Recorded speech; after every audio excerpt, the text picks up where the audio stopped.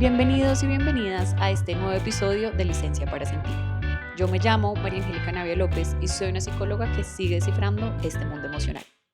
El día de hoy quiero hablar de un tema que se habla mucho pero pocos saben, que es sobre mindfulness o atención plena. Y para eso tengo una experta que además llevo en mi corazón desde la universidad. No se pierdan este episodio especial.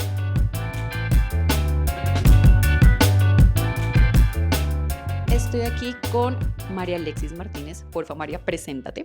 Hola, soy María Alexis Martínez. Soy psicóloga clínica en particular. Y bueno, llevo aproximadamente 15 años de experiencia, tanto atendiendo personas en diferentes contextos como siendo profesora en diferentes universidades. También soy mamá, esposa y bueno, ahí seguramente a lo largo del episodio les iré contando más de mí. Yo conozco a María hace como 10 años, que tú fuiste mi profesora en los Andes. Si quieres, cuenta un poquito del curso que estabas dando, todo lo que nos enseñaste, porque yo me acuerdo mucho, sobre todo este ejercicio con las uvas pasas. Yo creo que ese es como clásico cuando uno habla de mindfulness o atención plena. Bueno, sí, pues una de las cosas que más he hecho cuando trabajo en universidades es acompañar a personas que se están formando como terapeutas y en ese camino, pues mucho de lo que hago en clase es llevar ejercicios prácticos en donde los estudiantes puedan, pues como vivir en primera persona o experimentar qué son esas herramientas que pueden luego llevar a su consulta. Yo soy de esas profesoras que cree que las cosas sí hay que experimentarlas para aprenderlas, que no es solamente como, claro, a veces igual hay que hacerlo, pero no es solamente pararse a dar todo un montón de teorías y autores y que el estudiante esté solo escuchando, porque además parte de lo que vamos a hablar hoy es nuestra atención es muy difícil de sostener y para aprender es muy importante prestar atención y es más fácil prestar atención cuando estamos haciendo que cuando solamente estamos como escuchando a alguien que está hablando allí. Entonces sí, María Angélica estuvo en clase de mindfulness, pero de muchos temas más en su camino de formarse como terapeuta. Sí, yo creo que alcancé a ver como 3 clases contigo, desde pregrado hasta maestría. Sí, sí, sí, ha sido un camino largo. Bueno, yo creo que la primera pregunta y la más importante, ¿qué es mindfulness? ¿Qué es atención plena? Porque yo creo o he visto que mucha gente es poner la mente en blanco y para Ujú. mí es muy difícil poner la mente en blanco y yo es como, no, no es eso, pero tú que eres la experta, cuéntanos un poquito de eso. Bueno, definitivamente no es poner la mente en blanco. Poner la mente en blanco, de hecho, es una forma de meditación y yo diría que la meditación es una forma de mindfulness, pero hay formas de meditación que no son mindfulness y mindfulness es más que meditación. Me encanta. Entonces, digamos que son dos, como en teoría de conjuntos, dos conjuntos que se entrecruzan, pero que por sí mismos también son cosas diferentes. Entonces, me voy a centrar como en la definición de conciencia plena. John Kabat-Zinn fue como el autor o el investigador que trajo mindfulness o conciencia plena al mundo de Occidente, porque mindfulness guarda muchas de sus raíces en el budismo. Sin embargo, lo que pasó en Occidente es que salió de ese mundo espiritual o de una creencia, digamos, o un conjunto de creencias espirituales o religiosas para traerse como de una manera mucho más estructurada a una práctica que pudiera de alguna manera contribuir al bienestar de las personas. Entonces, devolviéndome, John Kabat-Zinn la definió en ese origen como de traerla en un programa estructurado como el prestar atención de manera particular y esa manera particular tiene tres elementos. Lo que sea lo que tú estés poniéndole atención debe estar en el presente contigo. Puede ser en el mundo externo o en el mundo interno. Ya ahorita hablamos como de objetos de la atención. Debe ser intencional o deliberado. Es decir, a eso a lo que le presto atención en el presente, debo ser yo quien lleva la atención ahí como un acto intencional. Y la tercera, que me parece a mí es la que es de pronto más difícil de entender y también la más difícil de desarrollar, creo, es sin juzgar. A mí no me gusta tanto decir sin juzgar porque somos seres que por nuestra naturaleza, pero además como la manera en la que somos criados y nuestra sociedad, juzgamos todo anticipadamente, tan anticipadamente que no nos damos cuenta que estamos juzgando. Es como estamos sesgados, por más objetivos que tratemos de ser, somos objetivos. Todo el tiempo Ujú. tenemos algo que decir sobre a lo que sea que nos enfrentemos. Entonces, digamos que hay algunos autores que lo han llevado más o a no aproximarnos a nuestra experiencia desde un juicio de valor, es decir, no decir bueno, feo, malo, rico, sino tratar de tener una aproximación un poquito más neutral. Entonces, incluso si yo me estoy comiendo una torta de chocolate súper mindful o súper en conciencia plena, sería algo así como en vez de decir, uy, está deliciosa, qué rico, podría ser más como aproximarme a ella diciendo, me sabe dulce o siento estas notas de cacao. Esa sería una experiencia, digamos, un poco más neutra. Entonces, a lo que trata de aproximarse esta última característica que John Kabat-Zinn lo puso en su definición inicial, que además es en inglés y la traducción y demás, como sin juzgar, sería más como aproximarnos de una manera más neutral. Otros autores lo han dicho desde una actitud de curiosidad y recientemente escuché por ahí en un podcast una definición que me gustó mucho, que es en inglés, without a story about it, como sin una historia alrededor de ello. Imagínate que tú te estás tomando un vaso con agua y solamente estás atendiendo al hecho de tomarte el agua y no con un diálogo mental de, uy, esta agua me sabe como raro, yo creo que no es filtrada, debe ser de la llave. Ahí ya te estás echando un cuento. Cuando te echas el cuento, juzgas y además dejas de estar abierto a la experiencia y probablemente ya como que desarrollas o prevención o aproximación, que es como a esto a lo que le queremos apuntar y es a que tú puedas vivir cada experiencia como esa experiencia y no con toda la historia que traes atrás. Esto, por ejemplo, en relaciones es súper importante. O sea, a ver si entiendo. En una frase, mindfulness es vivir la experiencia tal cual como se presenta, sin juicio, pues sin, como, con curiosidad y sin una historia alrededor. Sí, como con apertura, ¿no? Dándote la oportunidad en otro de los principios en un principio de mindfulness se define como con mente de principiante, como si fuera la primera vez que te enfrentas a eso. Suena como muy fácil, ¿no? O sea, si uno lo pone así, es como, no, pues yo vivo mi presente todo el tiempo, pero creo que hemos visto también como terapeutas que no es el caso, no solo como para pacientes, pero personas en general. Y sí he escuchado muchas veces estas afirmaciones de, ay, es tan fácil como que no le pongas atención a eso, es tan fácil Ujú, como que no lo hagas o no lo pienses. Y si fuera tan fácil, pues yo creo que nuestros trabajos no existirían. ujú, de acuerdo.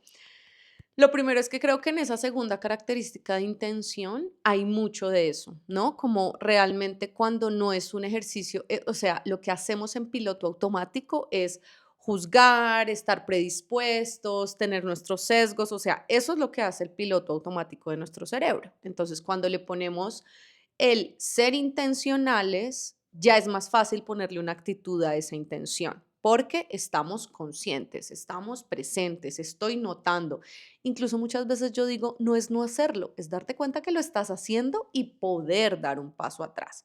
En efecto, no es tan fácil, pero creo que la intención ayuda mucho. Y lo otro que hemos mostrado en la investigación es que también la práctica constante me va desarrollando esa actitud. O sea, como que si es un músculo que yo puedo entrenar y yo aquí entreno dos músculos, el poder estar en el presente es un músculo en sí mismo, pero la actitud, llamémosla de apertura, de aceptación, de mente de principiante, como lo decíamos ahorita, que bueno, si nos ponemos súper rigurosos, tienen cositas diferentes, pero aquí lo podemos poner en una misma categoría, que es la actitud frente a la cual o con la cual yo me aproximo a ese estar atento al presente, es otro músculo. Y lo que ha mostrado la investigación es que también tenemos que desarrollar los dos músculos al tiempo, porque imagínate tú poder estar súper presente. Mira que una de las cosas en las que más se ha estudiado conciencia plena es en el manejo del dolor. Entonces, imagínate tú poder estar súper presente con tu dolor, pero hacerlo desde una actitud de juicio. Entonces, antes te distraías y de pronto no estabas tan atenta a tu dolor y lo sobrellevabas, pero ahora estás en un entrenamiento de conciencia plena para sobrellevar tu dolor y estás notando cada vez que aparece, súper atenta a él, pero desde él no es posible, esto es terrible, no debería, pues desde ahí casi que era mejor que te quedaras en piloto automático distrayéndote. Entonces, los dos músculos, el de estar presente y además el de la actitud de aceptación y apertura, los dos debemos irlos favoreciendo. De hecho, también cuando uno responde, porque hay cuestionarios en los que uno puede evaluar cómo está de mindful, digámoslo así, que además notica aquí, si no lo vieron en la descripción del episodio, mindful es con una sola L al final. Me encanta así. En los cuestionarios casi siempre los diferencian y es súper chévere ver cómo hay gente que tiene súper alta la conciencia del presente, pero sin la actitud de aceptación o viceversa. O hay gente que las tiene equilibradas, pero digamos que sí es muy importante considerarlo como dos estrategias que deben sumarse o dos partes del ser consciente que deben sumarse. Creo que esto que dices es fundamental, sobre todo para las personas que asisten a terapia por primera vez, por ejemplo, porque muchas personas van a terapia queriendo sentir, sí, como que buscan sentirse bien inmediatamente. Ujú, Y yo a veces digo, yo no estoy acá para enseñarte a sentir bien, yo estoy ujú, acá para enseñarte a sentir. ujú, Y sentir es difícil porque es darle esa aceptación a las emociones y a los pensamientos como vienen. Entonces muchas veces, o si no lo sabían para que sepan, cuando uno empieza este proceso de terapia, muchas veces uno se empieza a sentir es peor en el sentido de que por fin está siendo consciente de lo que está sintiendo y está pensando. No que ujú, antes no pasara, lo que pasa es que antes nos distraíamos y ujú. ahora sí estamos con nuestro mundo interno, con lo que pensamos y sentimos, y eso no siempre es fácil. No es fácil, pero es la única manera. Tú no puedes aprender a navegar algo que no conoces y con Mm. lo que no has contactado. O sea, es imposible que tú te sientas capaz, que yo creo que en terapia una de las cosas que a mí más me gusta como irle haciendo al paciente conciencia es qué tan capaz te sientes de sostener el malestar, qué tan capaz te sientes de estar con tu oscuridad. La mayoría de personas llega a consulta diciendo, como tú lo acabas de decir, no me quiero sentir mal y parte de ese miedo o prevención a sentirse mal es no tener ni idea cómo manejar eso, pero eso es como decir que tú vas a aprender a cocinar, a manejar o a montar en bicicleta sin nunca haberte expuesto a esas situaciones. O sea, tú no puedes decir que sabes montar en bicicleta sin nunca haberte montado en una bicicleta, ni manejar sin nunca haberte subido a un carro o cocinar sin nunca haber preparado un plato. Tú necesitas de la experiencia directa con el malestar para realmente poderlo manejar. Y lo que tenemos clarísimo como seres humanos y que de hecho es muy importante dentro de los procesos de conciencia plena, como digamos entrenamientos grupales y demás que hay estructurados, lo que es súper claro es que en nuestra humanidad está el sentir y que además de eso es inevitable pasar por un dolor. Por más que tú anticipes, controles, planees, a ti se te va a morir un ser querido. Te voy a poner como lo más natural de nuestra existencia en la vida, que es la muerte, es todos vamos a pasar por una pérdida importante y en ese sentido todos vamos a pasar por malestar. Y si tú no te sientes capaz de manejar tu malestar, de manejar tu oscuridad, vas a estar en grandes problemas cuando te enfrentes a esas situaciones. Yo le digo mucho a mis pacientes, en vez de evitar situaciones, porque muchas veces las personas creen que si evito esa situación en particular, nunca va a sentir ese dolor. Y Ujú, pues ese dolor se puede presentar en otras situaciones diferentes. Entonces yo digo, en vez de evitar esa situación, preparémonos para esa emoción. Y ujú, eso implica aceptarla, nombrarla, cómo se siente en el cuerpo, para que uno conozca ujú. como la intensidad, por así decirlo, y herramientas para darle manejo. Es un poco como lo que veo que estás diciendo. Ujú. Acá dijiste algo muy importante y es una herramienta que sirve sobre todo en relaciones. Ujú, Cuéntame ujú. por qué. Bueno, mindfulness a mí me parece que pensándolo como un entrenamiento que me permite mejorar mi capacidad de prestar atención, me sirve para muchas Para cosas. todo. Voy a dar como una lista ahí que se me pueden quedar algunas por fuera, pero me sirve para ser más eficiente en el trabajo, me sirve para aprender más rápido, me sirve para disfrutarme mejor los pequeños momentos del día que me hacen sentir vivo o me hacen conectar con el disfrute y que a veces se nos pasan de largo, como tomarnos un café rico, un postre, como decía ahorita, un baño caliente. Y ya aterrizando al tema de bueno, en términos de regulación emocional, pues lo acabamos de decir, me permite contactar con el malestar incluso desde un lugar, digamos, de menor prevención y con mayor apertura a aprender lo que necesito aprender ahí. Y en términos ya volviendo a las relaciones, pues me permite desde estar más conectado, pensemos un abrazo con conciencia plena, pensemos decirle a alguien algo bonito o escuchar algo bonito de alguien significativo para nosotros desde esa conciencia. Pero ahora vámonos como al terreno de lo difícil. Imaginémonos una discusión en la que yo me pueda mantener en el presente y no me vaya a toda la historia de la relación o a incluso mi propia historia, a sumarle cosas a esta relación que ni siquiera le corresponden a esta persona, pero que yo en mi piloto automático me acuerdo del exnovio o la exnovia que me fue infiel y entonces apenas la persona con la que estoy saliendo no me contesta, yo de una me traigo todos esos recuerdos, todas esas heridas y yo no puedo controlar que esos recuerdos lleguen, pero yo sí puedo montarme en la emoción y en el bucle de esos recuerdos y traer a esta relación toda esa historia o puedo ser consciente de que este hecho de que esta persona no me contestó el celular me trajo a la mente todos estos recuerdos y yo darme cuenta que ahí hay dolor, que el hecho de que vengan no quiere decir que no lo haya resuelto, puede ser un indicador, sí o no, pero bueno, no me voy a meter ahí porque ahí me iría a otro episodio. Pero yo, ¿qué voy a hacer con esto? O sea, ya me di cuenta que esta persona no me contestó, eso me disparó temor, me trajo estos recuerdos. Me vi metida en un bucle de pensamientos en, ¿será que esta vez es lo mismo? ¿Será que yo no? Ta? Y ahí llega la conciencia, me doy cuenta, uy, estoy pensando mucho en mi relación del pasado. Y ahí puedo, por ejemplo, tomar la decisión de decir, bueno, voy a tomar un momento, no le voy a reclamar en este momento, no le voy a escribir más, voy a regular mi emoción y luego de eso miro cómo quiero trabajar esta situación en esta relación. Entonces, por eso es tan importante la conciencia plena en nuestras relaciones y en nuestras emociones. Bueno, y ahorita estábamos hablando de la importancia de fortalecer ese músculo.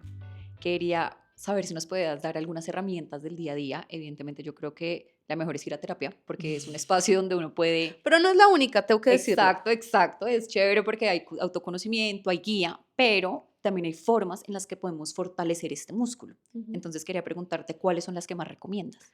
Bueno, antes de contestarte, quiero hacer una advertencia importante y es, esto no es algo que se logra de la noche a la mañana. Yo creo que estamos en un momento como sociedad en donde entre que todo lo tenemos en acceso a streaming, el hecho de tener inteligencia artificial, como que nos hemos venido acostumbrando a que queremos la solución rápida, casi que la pastilla, el método que en 3 días me haga sentir diferente. Esto no es así. Eso sería como, y a mí me gusta mucho hacer la analogía con el bienestar o la salud física, porque creo que ahí estamos un poquito más conscientes. Todos sabemos que si yo quisiera cambiar, no sé, la cantidad de masa muscular que tengo en mi cuerpo, pues yo no puedo hacer eso en 3 días. O sea, Mm. yo no puedo cambiar mi alimentación hoy, ir al gimnasio hoy 3 horas y pensar que mañana voy a amanecer diferente. Pues con el superpoder de ser más dueños de nuestra atención es similar y es esto no ocurre de la noche a la mañana. Las primeras investigaciones que de hecho fueron encabezadas por el programa de Mindfulness para la reducción del estrés, que es este programa de John Kabat-Zinn, decían que necesitábamos mínimo de 8 semanas de entrenamiento de atención plena por aproximadamente 40 minutos al día. Eso es un montón y honestamente creo que en la vida de casi todas las personas actualmente pues no lo vamos a lograr y no es razonable.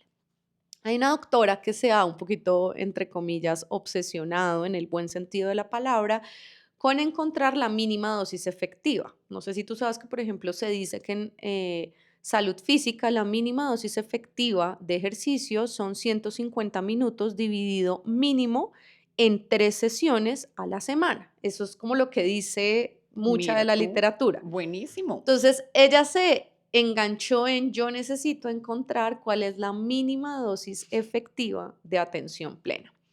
Ella se llama Mishi Ha y ella básicamente lo que ha pues, encontrado es que se necesita por 4 semanas hacer mínimo 4 veces a la semana, 4 días de cada una de esas 4 semanas, 12 minutos al día. Entonces te repito, 12 minutos diarios, 4 veces a la semana, por un periodo de 4 semanas. Más razonable, Mucho ¿no? más manejable. Ahora, con respecto a qué es lo que hacemos para entrenar, porque creo que lo definimos, pero pasa lo que pasa en clase y es que sigue siendo un concepto como súper abstracto, una teoría por allá que no entendemos del todo. Realmente lo que yo tengo que hacer es aprender a sostener la atención. Y esta misma doctora Mishiha hace una analogía con hacer flexiones de pecho que a mí me gusta. Y es, Tú decides anclar tu atención en algo. Vamos a decir la respiración. Ojo que esto no es respirar profundo, diafragmáticamente, en triángulo. No, es atender a tu respiración tal y como ocurra. No es que esté diciendo que esos entrenamientos no sirven, lo que pasa es que son para otras cosas y de otras aproximaciones. Aquí en conciencia plena es observar tu respiración tal como esté ocurriendo. Entonces a eso le vamos a llamar el punto de anclaje. Lo que va a pasar naturalmente es que a los 1.5 segundos tú te vas a distraer. Te vas a ir a otra cosa, escuchaste un sonido, te acordaste de un pendiente, te picó la rodilla, lo que sea. Que tú te des cuenta que te fuiste y vuelvas a la respiración son como 3 pasos. Me enfoco en la respiración, me voy, me doy cuenta que me fui y vuelvo a la respiración.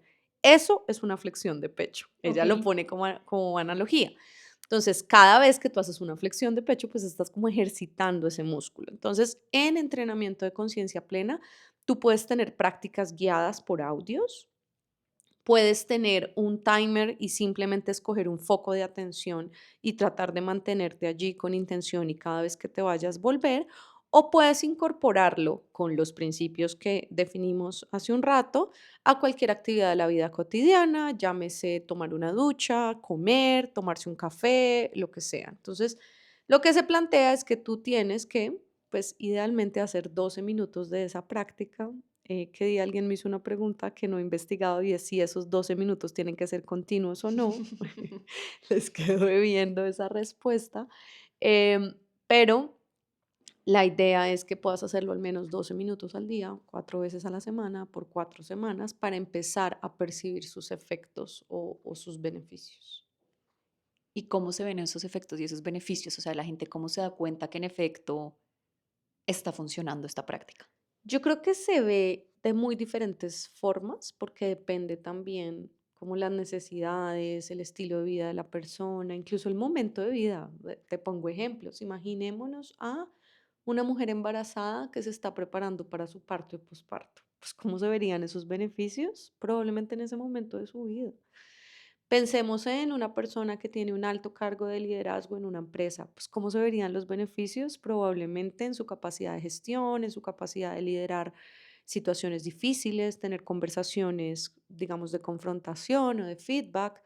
Pero imaginémonos ahora un deportista de alto rendimiento, pues todo otro mundo, ¿no? Pero digamos que lo que en general dice la literatura es que son personas que abren como un espaciecito entre los eventos y la respuesta. Y ese espaciecito, pues si es una situación emocionalmente retadora, de esas que llamamos que me da ansiedad o de esas situaciones que nos da mucha rabia, pues nos da poder, digamos, de elegir cómo queremos responder a esas situaciones.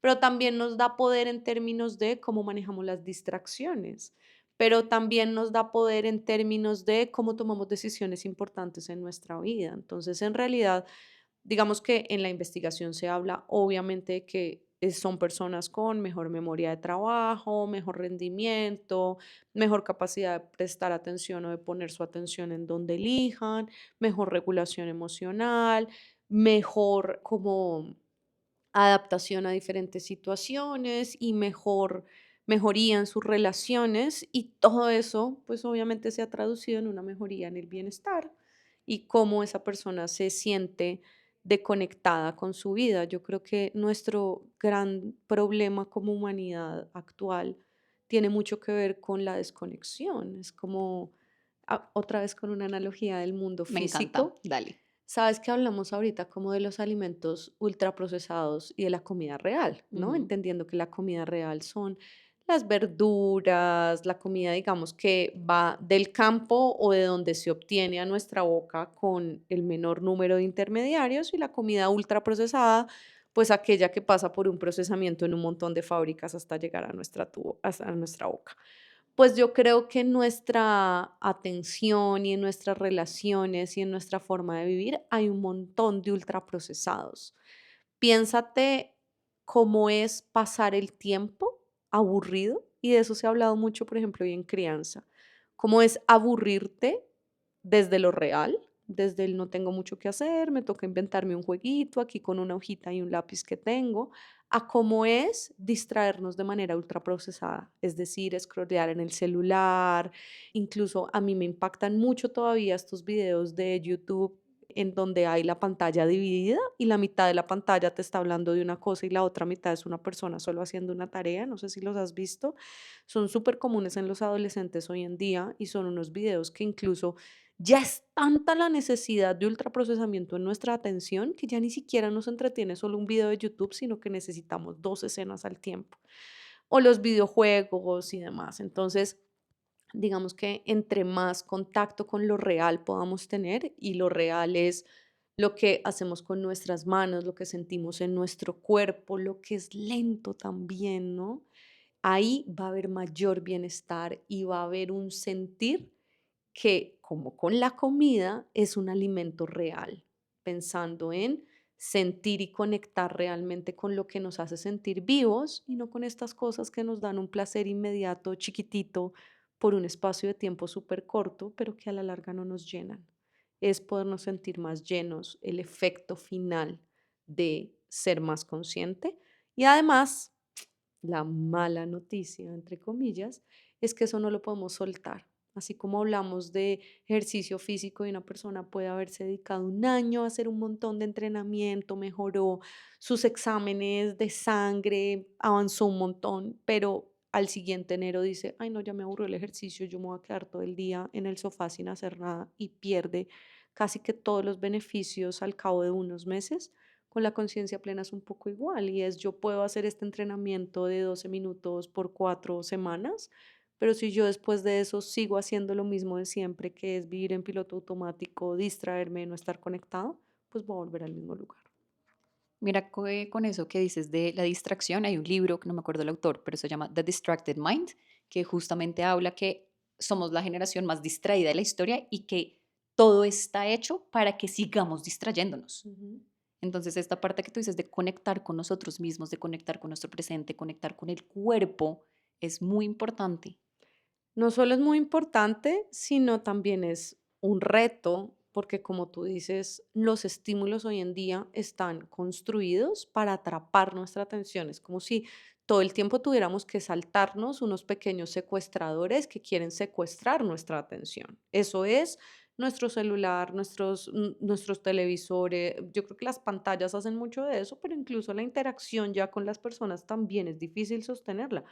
Piénsate tú cuántas veces escuchas una nota de voz de WhatsApp y le tienes que dar por dos porque ya te aburre escucharla en la velocidad normal. Eso nos está dando un indicador sobre la manera en la que estamos conectando con el mundo. Entonces, sí implica hacer un esfuerzo realmente, comer más comida real en el sentido de estar mucho más atentos. Y mira que creo que los podcasts son una de esas cosas en donde le ponemos ese reto al cerebro.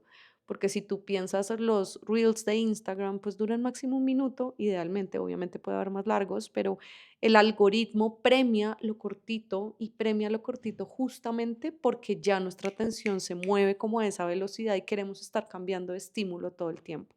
Entonces, el hecho de que a estas alturas no tengo ni idea cuántos minutos llevamos aquí sentados, pero alguien esté todavía aquí escuchando, hace parte de ese proceso en donde está intencionando su atención a estímulos más largos y no estar en esa cambiadera constante que es como una forma de perderla cada vez más. Y es, yo creo que la medición más básica de qué tan consciente eres de o qué tan conectado estás con tu presente es, ¿te sientes dueño de tu atención? ¿Eres tú el que decide como un líder arriba a dónde la llevas? ¿O al revés? ¿Es tu atención la que decide a dónde vas tú? Si tú eres el que manda arriba, probablemente estás bastante conectado y bastante consciente del presente. Pero si tú eres una persona que se distrae muchísimo, que ya no se da cuenta ni en qué está pensando y que su atención es quien gobierna y vas de una cosa a otra y te cuesta mucho trabajo mantenerte en algo, probablemente esta es una oportunidad para ti. Como les decía, no solo ocurre en terapia, sino que ocurre en programas grupales Hoy en día también, digamos que tenemos que reconocer también las ventajas que nos da el mundo digital. Hay muchas formas de acceder a entrenamientos y cursos que nos permiten pues mejorar nuestra capacidad de atender. Ojo, el mindfulness no es la única manera de entrenar la atención, solamente que hoy sabemos que es de las más efectivas y de las que además podemos sostener a largo plazo también como en nuestra vida cotidiana. María, tú hablas de esto con demasiada pasión. ¿Nos quisieras contar cómo llegaste a este tema? Claro, bueno, ahí yo siempre he sido como desde, yo, imagínense, yo estudié psicología empecé a estudiar psicología en el 2005, o sea, en un tiempo muy diferente en términos de cómo funcionaba el mundo.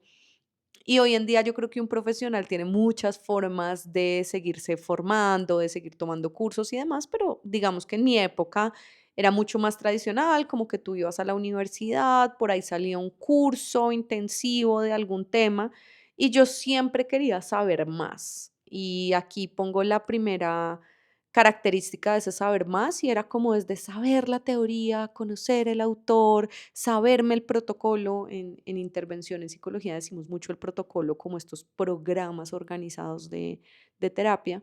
Y entonces yo ya me había graduado de la maestría, pero estaba muy recién graduada y vino un grupo de profesores de una universidad de California a certificar en este protocolo de John Kabat-Zinn que se llama el programa de mindfulness para la reducción del estrés. En ese momento, en Colombia había muy pocas personas formadas. De hecho, no había casi el acceso a ese programa como participante. Entonces pasó algo súper chévere y es que para uno formarse como facilitador de ese programa, tiene que primero haber hecho el programa que dura 8 semanas y luego sí puede aplicar a la formación para ser facilitador o líder de esos programas. Pero como en ese momento en Colombia no había personas que impartieran ese programa, entonces ofrecieron el 2 por uno, ¿sí? Sí, Buenísimo. entonces tú hacías el programa como participante mientras te estabas certificando como facilitador de ese programa. Pero esto quiso decir 40 horas sentada en el piso en 8 días, ni siquiera en 5 días, o sea, 8 9 horas diarias. Yo jamás he sido ni muy activa en yoga, ni, mejor dicho, yo ni la flor de loto, que es esto de sentarse en el piso con las piernas cruzadas, yo a hoy en día no la puedo hacer. Entonces fue también como un reto personal súper grande, porque imagínate uno 8 horas sentado en cojín de yoga en el piso al día recibiendo formación y la formación aquí, vuelvo al tema de siempre quise saber más, no era tanto de saber, era más de sentir, de esto a lo que le llamamos estar en la vida real con lo que a ti te pasa. Como era el programa para participante, pues esto quería decir que los ejercicios eran tal cual como si tú fueras, entre comillas, paciente o participante de este curso. Entonces yo estaba reflexionando sobre mis sentimientos, sobre mis pensamientos. Y ese fue un proceso muy bonito porque creo que si bien en toda la formación en psicología uno le invitan como a hacer el ejercicio antes de aplicarlo con los pacientes, pues este sí que fue así, o sea, este fue real. Yo me acuerdo haber llorado en ese salón y haber sentido un montón de cosas de mí que no siempre los terapeutas nos damos la oportunidad de estar allí como personas de manera tan real. Y esto fue como muy transformador para mí. Luego a lo largo de mi vida empezaron a pasar más cosas. Una de esas, que luego puede ser otro episodio, fue que no pude ser mamá como de manera natural, necesité pasar por un tratamiento de reproducción asistida y creo que esa fue una de las oportunidades más grandes en mi vida para trabajar la aceptación, porque esto de perder el control total sobre algo tan importante como la posibilidad de ser mamá o no en tu vida, pues es una cosa gigante. Entonces, como que la vida me trajo la oportunidad de formarme en una herramienta que a nivel terapéutico es de las que más nos puede acompañar a generar apertura frente a eso que no podemos controlar y luego la vida me trajo una situación que yo no pude controlar. Entonces, como que he ido incorporando esto de la conciencia plena y ser mindful a muchos momentos de mi vida y hoy en día creo que también ser terapeuta sin poder estar consciente del momento presente es muy complejo. O sea, piénsate tú que en cada sesión, si no estás presente, pues se te pasan un montón de cosas. Entonces, eso ha sido también parte de mi bandera formando terapeutas y es tú primero tienes que aprender a estar presente. No tienes que saber más, porque al final la literatura, el protocolo, la teoría, ChatGPT hoy te lo resuelve en 2 segundos. O sea, tú puedes decirle cuál es la intervención con mejor evidencia científica para X problemática, él te contesta, luego tú le pides el autor, luego si quieres le pides el resumen y esto lo resuelves muy rápido. Pero si tú no tienes la capacidad de estar ahí con tu paciente y conectar, tú no vas a ser un buen terapeuta. Entonces, esto yo lo he incorporado a mi vida personal, a mi manera de ser terapeuta, pero también a mi manera de acompañar a mis pacientes y de enseñarle a otros a ser terapeutas. Ay, María. Básicamente esto es de sentir. Ujú. Bueno, muchas gracias por participar en este episodio de Licencia para Sentir. No te puedo dejar ir sin hacerte unas preguntas rápidas. Ok. La primera es, ¿en qué situaciones te sientes vulnerable? Uf, como mamá. Creo que ha sido el camino en el que más es visceral el sentir y creo que soy una persona que a lo largo de su vida no le ha costado trabajo abrir la puerta de la vulnerabilidad, de expresar lo que siente, lo que le duele, pero creo que ahí el hecho de que sea tan visceral y tan profundo, pues lo hace un poquito más complejo. ¿Qué le dirías a la María que empezó la formación hace 20 años en Mindfulness? Que no sea tan racional, que se permita fluir más y vivir más del sentir y no tanto desde el pensar. Si pudieras definirte en una palabra, ¿cuál sería? Uy, dedicada, tal vez. Y si me pudieras definir a mí. Uf, usaría esta parecida, pero sería como, sí, entregada. Yo siempre he visto en ti una persona como que le pone mucho, mucho empeño, pero además ese empeño se siente también como muy desde el sentir. O sea, siempre he visto en ti una persona como emocionada con la vida y con lo que está aprendiendo. Pues además que lo que más he hecho contigo es ser profesora, entonces siempre te he visto muy emocionada por aprender. Gracias, María. De verdad espero volverte a tener por acá. Muchísimas gracias por participar. Genuinamente creo que toda la información que diste es muy valiosa para las personas. Una última cosa que quieras agregar para los que nos sigan escuchando y sigan en Mindful y Conciencia Plena en este momento.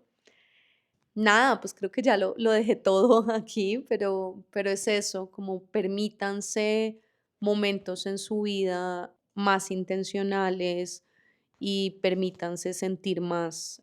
Realmente es un camino muy, muy amplio de posibilidades las que surgen cuando estamos en mayor contacto con nuestras emociones, porque ahí está parte de la información más básica para vivir y que hemos puesto una barrera súper grande. Entonces, es eso. Y lo último que quiero decir antes de irme es gracias por abrir este espacio para las personas que te escuchan, pero además por pensar que yo tenía algo valioso para decirles y para contarles de este camino mío con la conciencia plena. Ay, no, María. Tú sabes que te aprecio mucho.